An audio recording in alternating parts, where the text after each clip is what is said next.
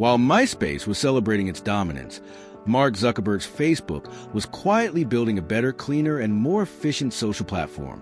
Where Myspace was chaotic and customizable, Facebook was sleek and standardized. It offered simplicity, speed, and, most importantly, a sense of authentic identity. Facebook required users to use their real names, creating a sense of trust and professionalism that Myspace lacked. It also appealed to an older, college-educated demographic, which helped expand beyond a teenage user base that dominated Myspace. By 2008, Facebook overtook Myspace in global users, a milestone that marked the beginning of the end for the once dominant platform. As users migrated, Myspace tried to copy Facebook's features, but it was too late.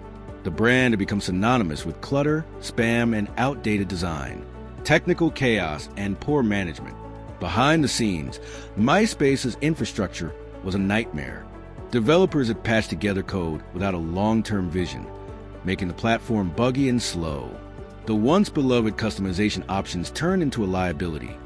Profiles were overloaded with third-party widgets, auto-playing music, and scripts that broke easily. Former employees later revealed that technical debt and bureaucratic decision-making crippled innovation.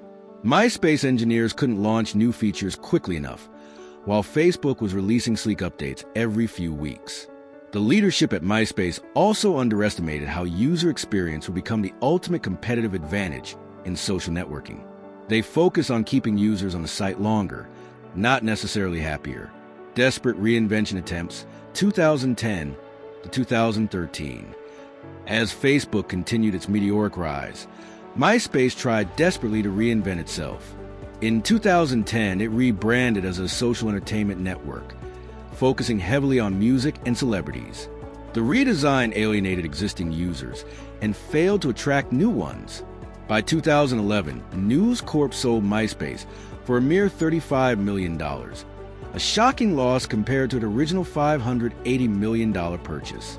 Justin Timberlake famously invested in the platform, promising a revival centered around music and artist discovery.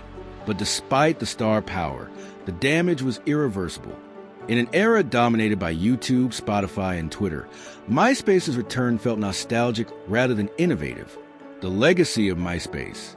Though Myspace failed as a business, its influence on modern social media is undeniable. It laid the groundwork for everything from Facebook's friend networks to TikTok's music-driven virality. It taught the tech industry how quickly dominance can vanish and how vital adaptability is in the digital age. Myspace also democratized online creativity. It gave ordinary users a voice and helped launch a new generation of artists and digital creators. In many ways, it walked so other platforms could run. Lesson from the fall: innovation must never stop. Myspace's biggest mistake was resting on its success instead of improving user experience and infrastructure. User experience trumps advertising revenue. Flooding the site with ads may bring short-term profits, but erodes trust and enjoyment. Adapt or die. The internet evolves rapidly. Platforms that fail to anticipate user behavior or emerging competitors will fade.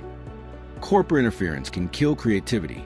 The News Corp acquisition turned a community-driven startup into a profit-chasing machine, suffocating its original culture, the ghost of the early internet.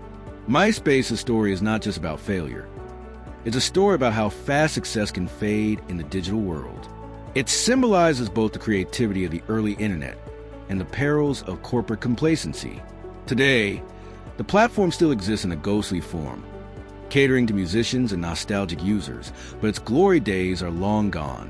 The rise and fall of Myspace remains a powerful reminder. In the digital age, innovation is not a one-time event.